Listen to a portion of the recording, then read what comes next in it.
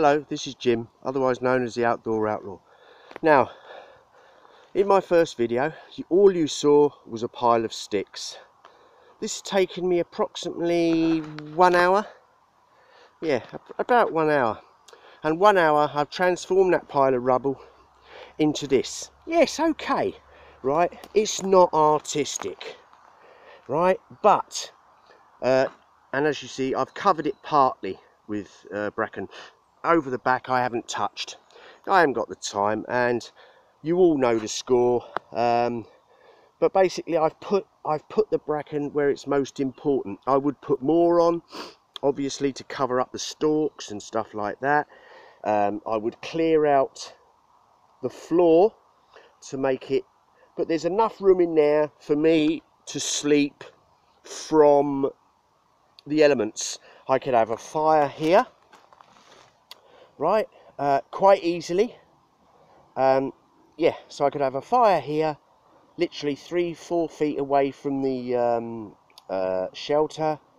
And as you see, you tidy up the inside. Obviously it looks as rough as old boots, but it took me an hour.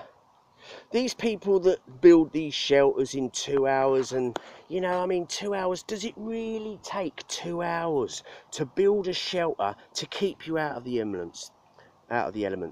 Yes, of course it does. It'll take you 3 or 4 hours if you want to build some sort of hut or log cabin or something. It'll take you forever.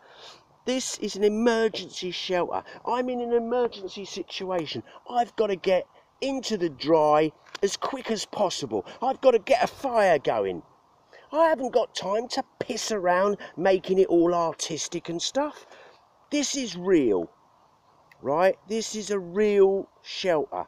You could sleep under this quite happy. Yes, you put more stuff on top, and yes, if you find a sheet of plastic, bung that on top. In fact, use the sheet of plastic, if you find one, use the sheet of plastic as a ground sheet. You know, don't forget, in an emergency situation, you won't have a sleeping bag, right? All you have is the best survival gear in the world, and the best survival kit in the world is not the knife, it's not the matches, it's not the way of making fire. The best survival kit you've got in the world is your own brain. It's your brain that helps you survive. It's your brain that gives you the kick, not a knife. Yes, a knife comes in handy, right? Yes, matches come in handy. Yes, you can rub 2 bits of wood together. Screw that for a game of soldiers. If I'm stuck out in the middle of nowhere, I'm not going to rub 2 bits of wood together, right? But if you want heat, then, and you are, you know, would you really make a fire, or would you just make a shelter? Would you eat fish raw? Would you eat meat raw? If you were hungry enough and you caught a squirrel, you would eat it raw. Yeah, okay, you might catch some form of, I don't know, bugs or something, but fuck it. If you're going to survive, you will eat it raw. I haven't been in that situation, so I don't know what it's like to eat beetles and worms and stuff like that. But, as I say, this is all like every other YouTube video about survival. This is purely for show, isn't it? But in a real situation, you would, like, literally, you know, if you had nothing at all, then even if you had no ground sheet, you would lay that loads and loads of leaves there, wouldn't you? Obviously, for comfort. But if you had no sleeping bag and all you had is your jacket and your jeans, and perhaps you might have, let's say you might have your bandana. Yeah, okay, so you've got that. But you've got nothing. Well, is that shelter good enough? Or do you want to build something really posh? I think I know the answer. That would be absolutely spot on to sleep in. Yes, you would be uncomfortable. Yes, you would be miserable. But psychologically, you'd feel better because you're not in the elements. Psychologically, you'd feel better if you had a little fire. That's what survival's all about. It's all about the psychology of well-being. You know, if let's get down to Freudian shit. You know, yeah, exactly. I'm not going to do all that crap. But as you see, I mean, that wasn't bad. That took me an hour. That's not a bad shelter. You know, I'm quite proud of that. But it needs more stuff on top. Let me just shoot round the back and I'll show you what I mean by the back. Hang on a minute. We go round, because it's a long way, I've got to walk. I'll show you what I meant by the back.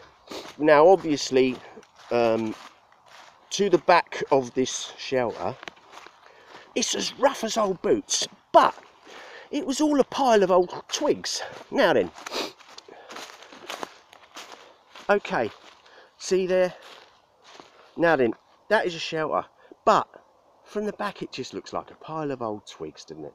Okay, now you cover that in bracken, and then people can see there's something going on. You know, rescuers perhaps, they can say, hang on a minute, that looks like a shelter. Now the reason, the other thing I want to point out, the bracken. At the moment it's autumn, so you don't just use the green if you want to remain hidden. You would use the greens, the browns, the oranges, you know, you would use all them colours to hide yourself. If you wanted to be found, then obviously in autumn you would use just the green. Do you understand what I'm saying there, people? You know, because then people can see, oh, there's a shelter. He might have a broken leg. He might be unconscious or something. Or, you know, whatever. They can see that that's a shelter. At the moment, you cannot see that that is a shelter. It just looks like a pile of old rubble. But covered in pure green bracken now, it would look like a shelter. Covered in the pure green and brown, then, unless you're an expert, you would just walk past that and think, oh, look at that pile of rubble. Right? Okay? Right. So I would have covered that all in bracken. But as I said, I didn't have the time. I want to get walking. It's 25 past 10 in the morning.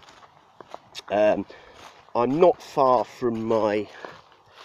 If you look over there, you can see my bivvy set up. I've still left it the same, so I've still got to pack my bag yet. But because I saw this rubble, I thought I'd show you this. You know, that to me is quite adequate to keep you out of the elements. You know, yeah, it's not a 4-star hotel, but I think you could survive the night in that. And if you did have a survival kit, you could make a fire, and if you're really lucky and you caught a squirrel around here or something, then yes, you got a 10 out of 10. But if you just build a shelter and you just have a fire going and you find some water and have a drink of water, that's 9 out of 10, because you can go without food for 4 weeks. Okay, your energy saps, blah blah blah, but you can only go without without water for, is it 3 or 4 days? I'm not sure. Let's say 3 days. Be on this, let's err on the side of caution, because all your bits and pieces inside will pack up.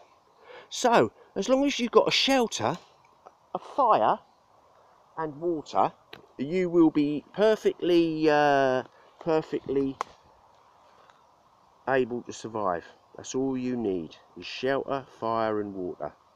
Food will come later, there's no problem with that. And as you see, there's a nice tree there, so you sleep with your head that end. So if anyone does come along, you've got that tree for protection. Always try and go up against a tree. The tree is good protection. You know, in the middle of the bloody thing and you've got some grizzly bear fucking sniffing about, you can hide behind that tree, can't you? Alright, yes, they can climb trees, so you wouldn't climb the tree, but if you had to hide, you could hide from any animal behind that tree. Yeah, they could smell you, but it depends whether they wanted to sniff you out or not properly. And if you didn't want to build a shelter, as I said, you've got one there. You know, okay, it's not absolutely brilliant. It's all it is a sunshade. So if you're really hot, sweaty, and you're gagging for a drink of water, and there's not a lot about, then obviously you would use this one have an hour's rest under the shade. That is for shade. That is to keep you out of the rain, the snow, the wind, everything. But yes, I would have covered it more.